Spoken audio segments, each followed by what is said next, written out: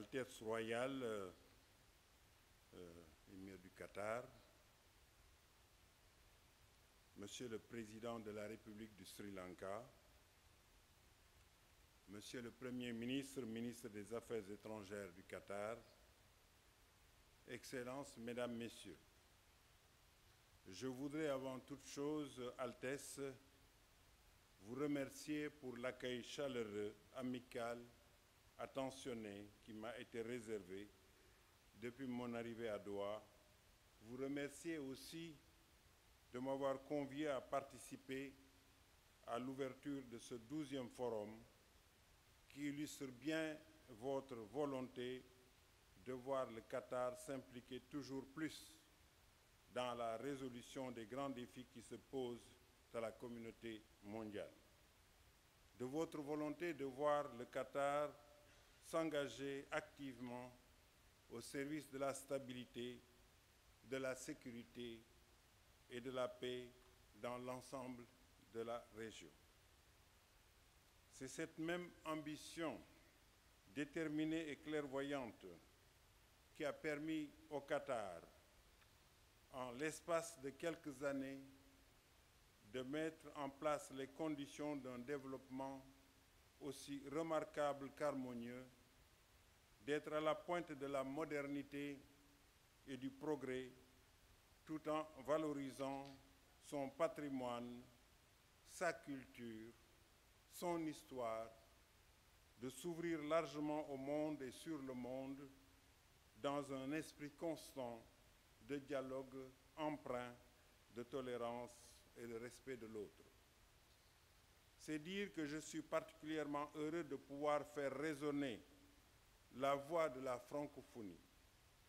aux côtés des hautes personnalités présentes aujourd'hui et de dire,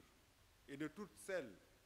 et tous ceux qui, durant ces 2 jours, contribueront à faire progresser la réflexion en matière de démocratie et de développement, tant au Moyen-Orient que dans le reste du monde. Car nous avons perdu beaucoup de temps, trop de temps. Un temps qui s'est compté en vies condamnées, sacrifiées, assassinées, du fait de l'aveuglement entêté de certains, de l'arrogance affichée par d'autres, de l'égoïsme persistant d'autres encore. Depuis plus d'1 an, les révoltes des peuples se sont dans cette région succédé au nom de la démocratie, de la liberté, de la dignité, et au moment même où nous parlons, le sang d'hommes, de femmes, d'enfants continue de rougir la terre de Syrie. Depuis près de 5 ans,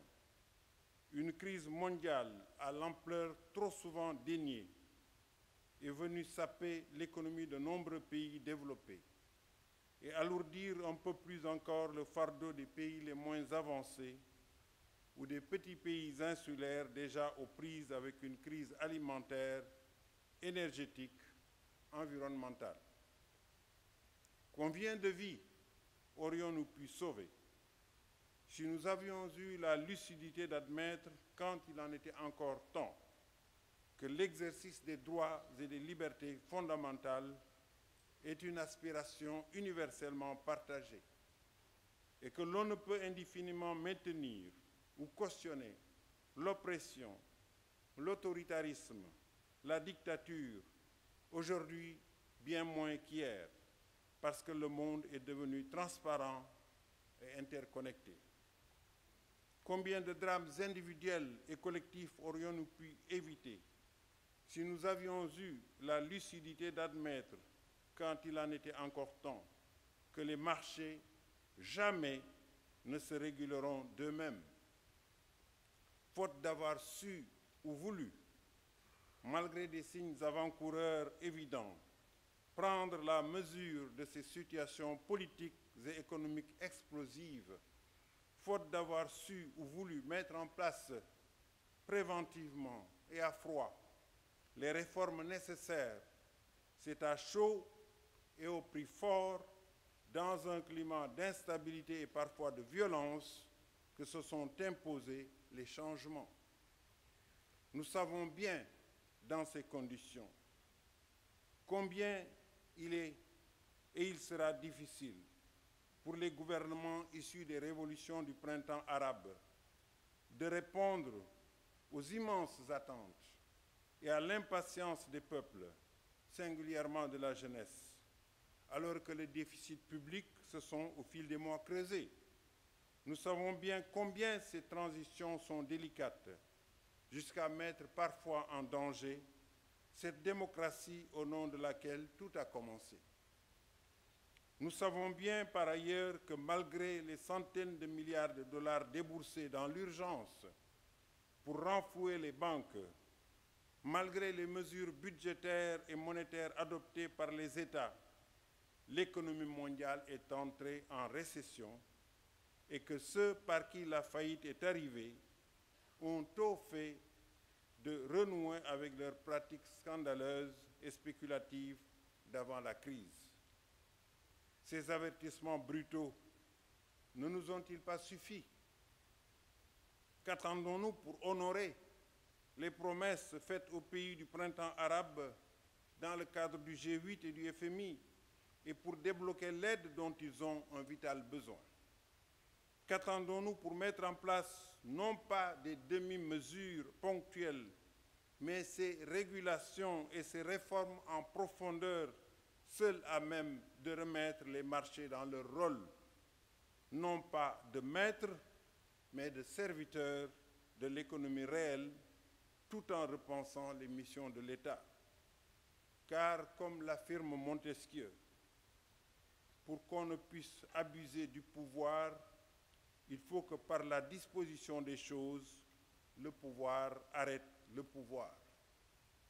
Qu'attendons-nous enfin pour affronter et commencer à résoudre, alors qu'il en est encore temps, d'autres crises tout aussi graves qui couvrent depuis des décennies? Faudra-t-il un printemps mondial pour que nous cessions enfin de nous accommoder d'inégalités, de déséquilibres persistants, voire croissants entre le Nord et le Sud? De la même manière, faudra-t-il un cataclysme mondial pour que l'on s'entende enfin sur un accord complet en matière de réduction des émissions de gaz à effet de serre ou encore en matière de gestion de l'eau, des ressources naturelles et des biens communs de l'humanité? Saisissons l'occasion de Rio +20 pour franchir une étape décisive. Le temps presse. Nous sommes d'ores et déjà comptables et responsables devant tous ces jeunes de moins de 25 ans qui représentent plus de 40% de la population mondiale. Mettons-nous à l'œuvre sans tarder pour qu'émergent des solutions, des financements, des partenariats innovants, parce qu'il est clair que les approches, les visions, les stratégies du passé ne sont plus en mesure de résoudre les problèmes tels qu'ils se posent à nous aujourd'hui dans toute leur complexité mondialisée. Mettons-nous à l'œuvre pour que s'installent des comportements nouveaux. Rompons enfin avec le dogme du modèle unique imposé, mais gardons-nous de penser la diversité et l'unité en termes d'alternatives,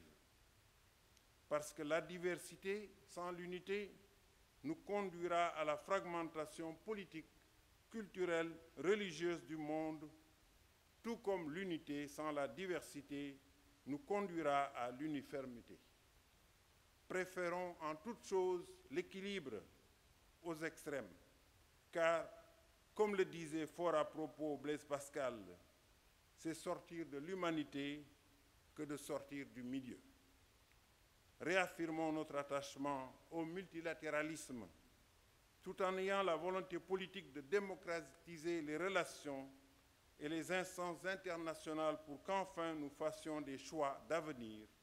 qui soient déterminés par tous et qui profitent à tous. Ce n'est qu'à ce prix que nous vivrons notre interdépendance mondialisée